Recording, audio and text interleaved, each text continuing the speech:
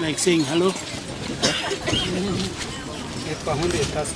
Uvuge cyane ariko kuko hagiye muvuga boro ngananirwa kumva nanje. It's called Tasiane Ngundi. Tasiane. Nk'abandi umwe abakoze genocide yakorewe abatutsi muri 1994. He is one of the perpetrators of 1994 genocide in Rwanda. Kane habayeho ubuyobozi bubi gutoza abahutu kwica abatutsi. Before 1994, there was a government which trained people to kill Tutsis. Trained the Hutus to kill Tutsis.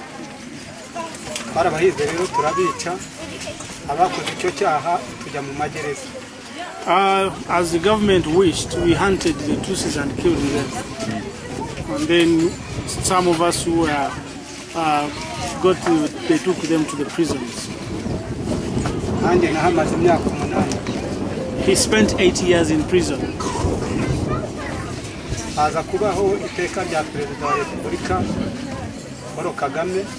Avuga yuko uwicujije akemera icyaha agasaba imbabazi abo yakoreye icyaha afungurwa akajya mu miryango. Then there was a presidential decree in 2003 which stated that every person who reveals his crimes and repents and asks for forgiveness to the Rwandan and the communities, then he will be released. Rero twarafunguwe tunyura mu ngando batwigisha ijambo ry'Imana yo kwemera icyaha tugasaba imbabazi. Then all those who revealed their crimes and asked for forgiveness, they were released from prisons in 2003 and they were taken to the Civic Education Center in Musanze. I think you visited that site where they take the people who committed genocide for rehabilitation and civic education. Rero twarasohotse duhura n'abantu bihaye Imana, pasiteri Gashagaza Deo na pasiteri Etienne Gahigi baduhuza n'abo twakoreye icyaha. But the most important thing after they left the Civic Education Center is that they met two pastors, Pastor Deo and Pastor Gahigi, who also tried to preach to them a love message. And also asked them to ask for forgiveness from people, the victims, and he asked for forgiveness.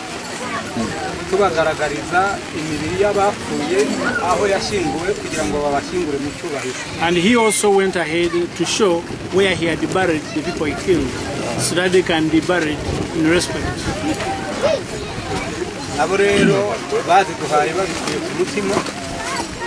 The people, the survivors, or the victims also forgave them from the bottom of their hearts.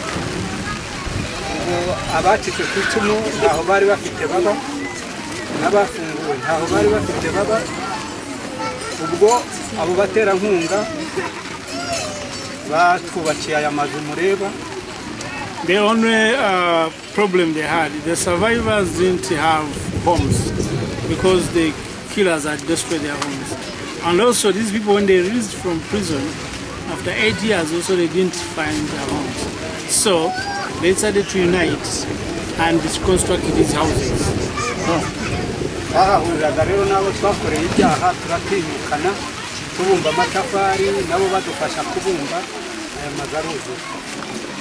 They work together in making bricks, helping women, widows of genocide, to setting up foundations and laying up ropes.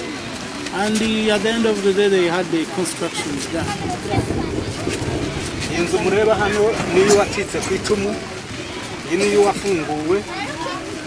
Saying, for example, now we live in Hammond. The first house you see is for the survivor of genocide. This one is for the perpetrator. So they went on one after the other.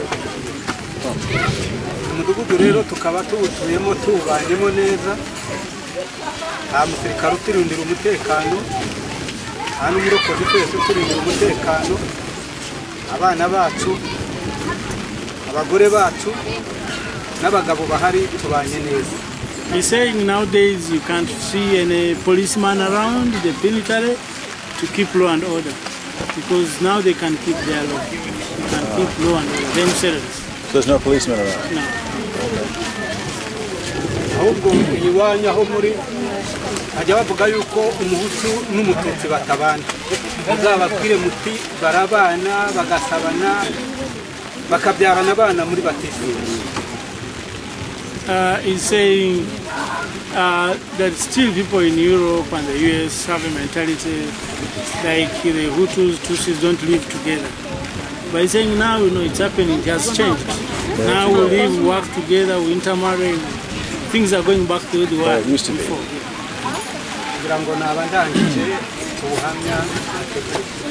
In brief, that's what I have to say. But if you have any questions. You're very brave for speaking out and telling your story. Why do you tell your story? Abanje kugushimira ati urakomeye kubura umuntu uvugisha no kuri utinyuka no kuvuga ibyo wakoze. Ariko akabaza ati se kubera iki nawe wishimira kuvuga iyo nkuru nuko yivuga. Nuko iyo nkuru impamvu nyivuga nuko nari nakoze icyaha mbanza gutinya ariko ntinyutse nahise nshira ubwoba.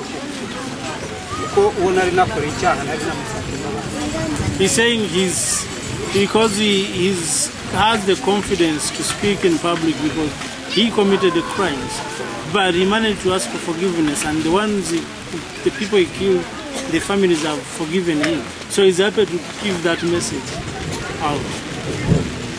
Are you afraid this will happen again? Ufite ubwoba ko ibyabaye mu Rwanda bizongera bikabaho?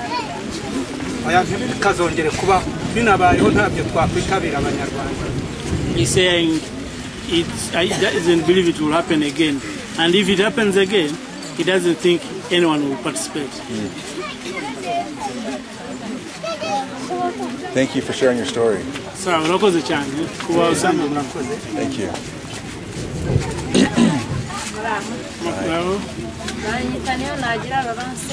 She's called Rolance.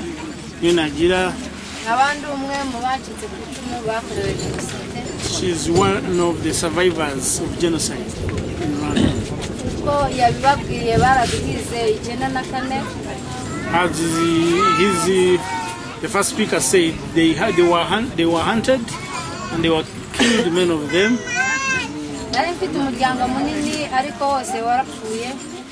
I had a very big family, but all were killed.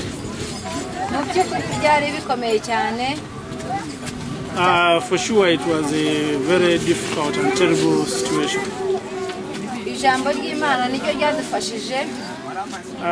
The few survivors survived because of believing in God.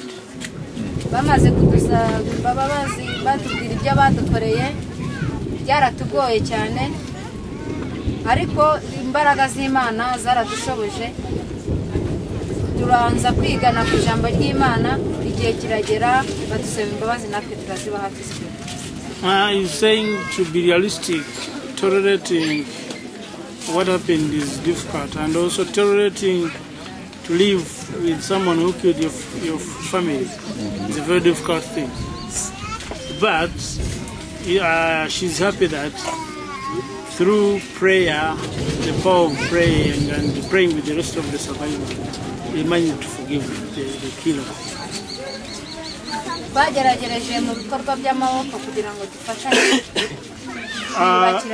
To strengthen their relation with the killers, they started by doing some practical work together, just as a way to test whether this relationship can work out.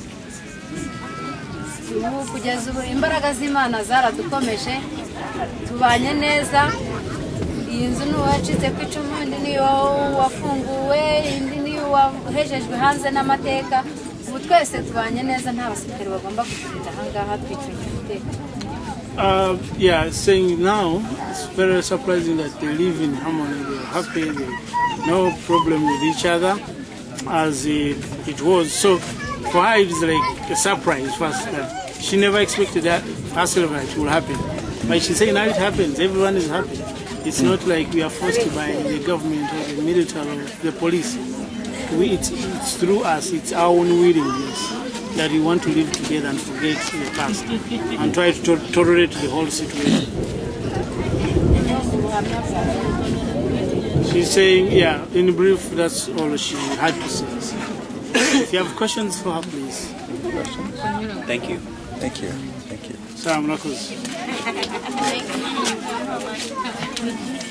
Barakoze kubasobanurira uko byari bimeze ubwo ni umuntu ku giti cye ikigaragara no kubuzima bwari bubi kwica umuntu umuhutu bivuga ko gutema umututsi nta kibazo cyari gihari.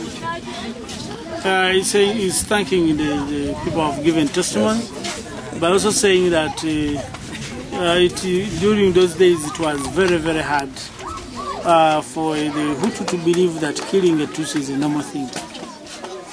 It was hard to believe. It was like a very, I don't know whether to put it the right way. It was some unbelievable, like, because the Hutus would feel like it's normal to kill. It's normal. It's okay. Yeah, it's okay. So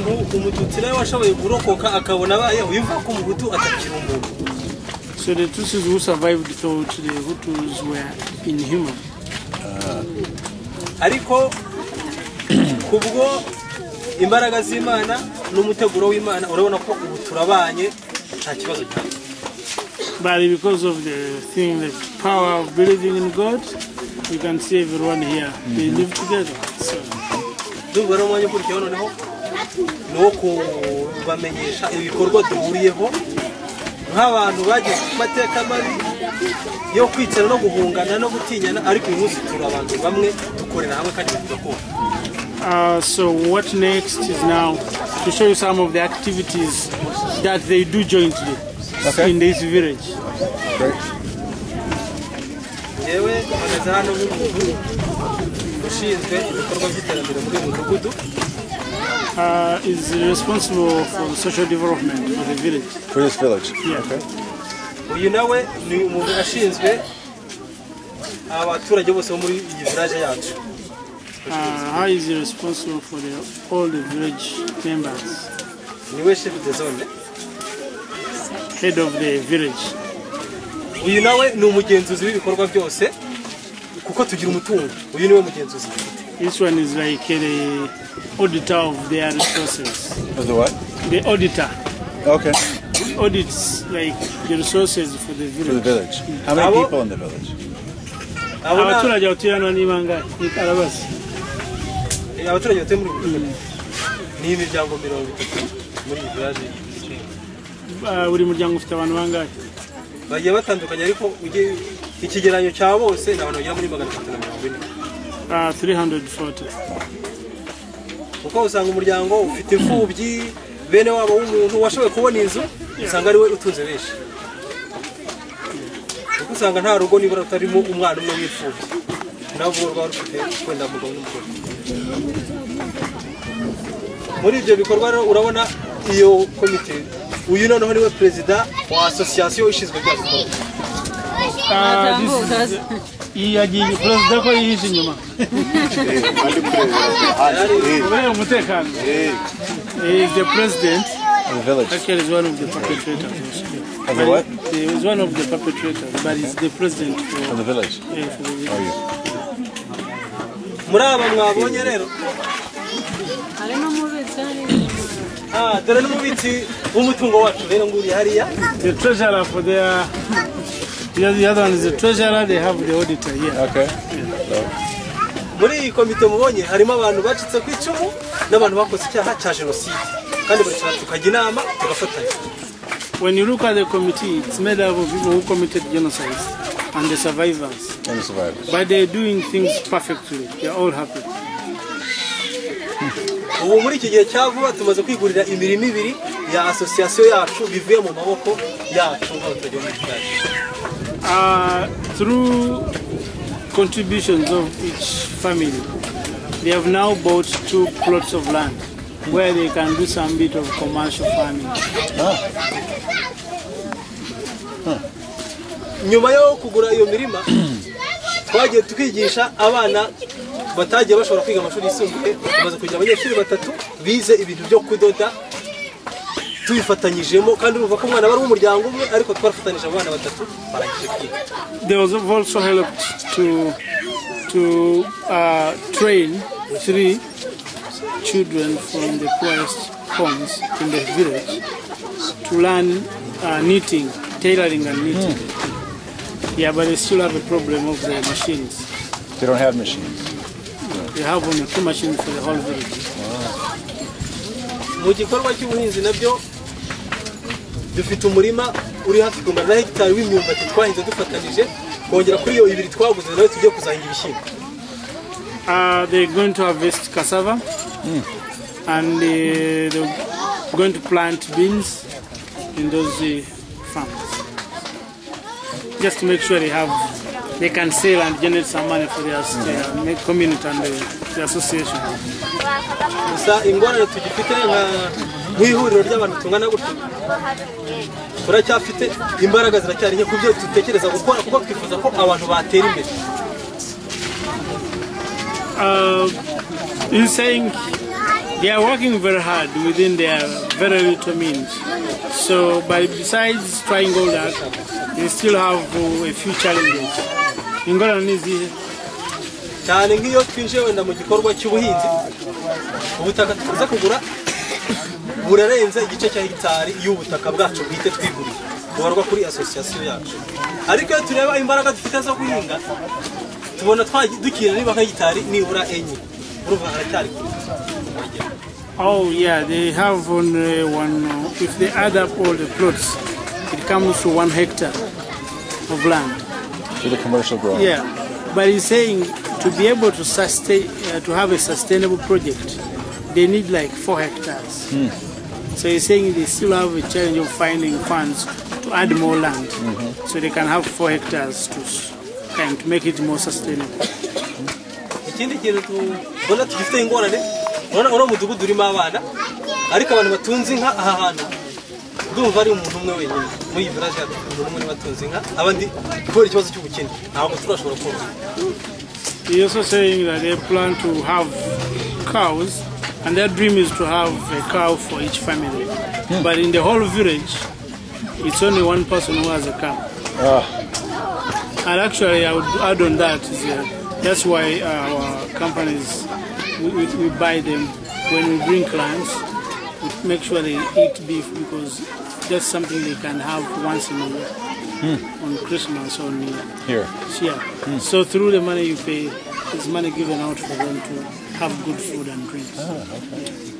Iyo twicaye hamwe urumva turatekereza tugashaka gukora ariko twajya guhagurukana imbaraga tugasanga ntabwo tuzifite turacyafite ubushobozi butoya. He's saying they have very, very brilliant ideas to develop the village, but they still have the biggest challenges of getting the resources to do what they think. Iyo tugize umugisha rero tubura tuzurwa n'abashyitsi benshi bakamwe bakadutera inkunga niyo mpamvu ibyo bikorwa bimwe twabigezeho ariko uruhare runini ni amaboko yacu n'ibitekerezo byacu. Yeah, through visitors, tourists coming here to visit the village. They've got the machines I talked about, the 2 knitting machines. Sewing machines. And they've got money that give them money to buy that land, 1 hectare. And they are trying also to save by creating a cooperative that will steer these other development projects. Ndumva nagarukiza ariko perezida hari ikintu yarushaho gusobanura nk'umuntu ahagarariye abandi mu gikorwa cya association kinjiza. For him as a social development officer for the village, in brief that's what he had to say. But now the president has something small to say. Okay. Bravo. Wow. He's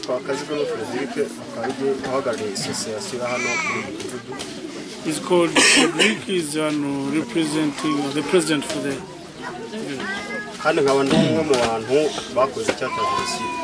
And he's the one who also among the people who committed genocide. kuvuga mugenzi wanjye yabivuze ariko sinabura kugira icyo nanjye nakongeraho nk'umuntu uhagarariye abandi ibitekerezo bigenda bingeraho uko bahagaze. A lot has been said by my colleague, But as also the president, I just have something small to say.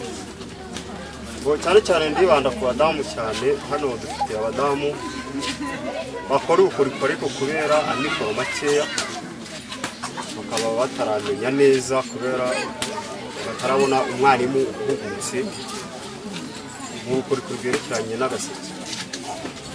They want to, he thinks, like he's saying, they have also another idea of start to make the piece baskets so they can sell them. But the women in this village don't have those skills. They need to revive that culture. So they are thinking as the association to look for a trainer who can train the women in this village. To make baskets? Yeah, to make baskets. Tujya dutega amatwi kuri radio tukumva aho abandi badamu bageze nta mudamu ugisaba umugabo we igitenge cyangwa se bamusaba isabune cyangwa musaba umunyu kubera ko bagiye mu iterambere bakamaze gutera imbere ariko twebwe ibyo ngibyo turabigeraho kuri ubushobozi bw'icyo.